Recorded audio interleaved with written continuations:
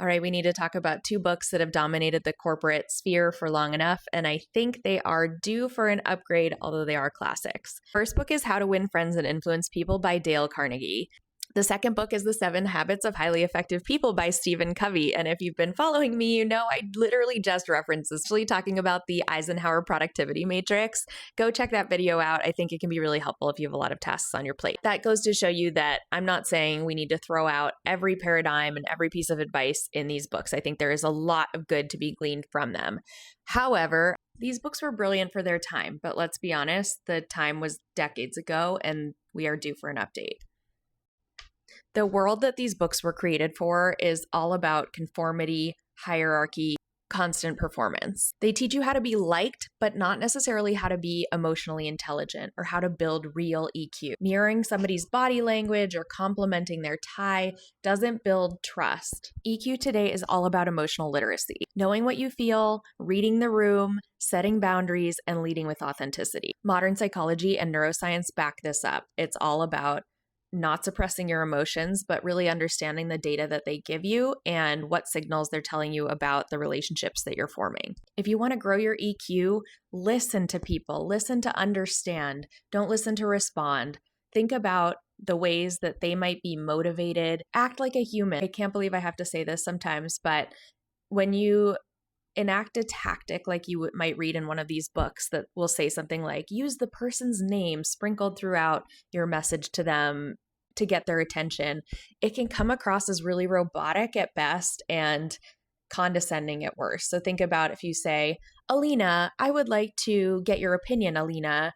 I think that golf is a fun sport, Alina. Like, see how that just sounds unnatural and a little condescending? Skip some of those performative habits, especially if they are not true to your character and they aren't allowing you to open yourself up for greater connection with the person that you're trying to talk to. Ultimately, any influence you build based on self-awareness and true connection with the person across from you is going to last a lot longer than basic charm will.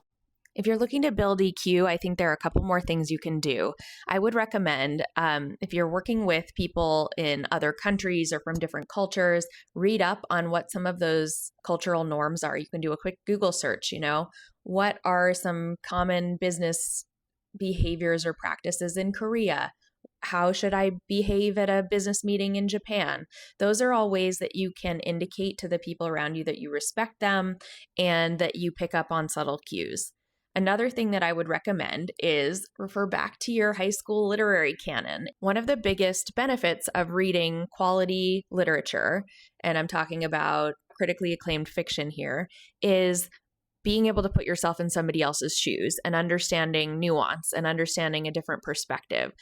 The more that you do that and you get in the habit of understanding that somebody else's mentality or somebody else's perspective might be totally different from your own, the more you can empathize with the person across from you and understand that what they have to say or what their motivations are may be coming from a myriad of places, and you can be a lot more open to what they might be telling you and how you might interpret that and what you could do going forward to create a mutually beneficial outcome. So at the end of the day, that's what EQ is about. EQ, as the counterpoint to IQ, is the emotional quotient and being able to really connect with people and draw them in, form relationships, understand what's happening in a situation, how to read the room. These are all soft skills that I've heard a lot of people in the worlds that I've come from in higher academia or in corporate life talking about inherent skills that you either have or you don't. I disagree. I think you can build them to some degree, but you have to be willing to put in the work.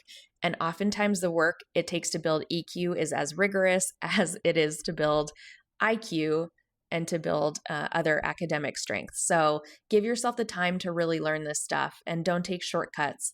At the end of the day, your ability to connect with people is going to make or break your career.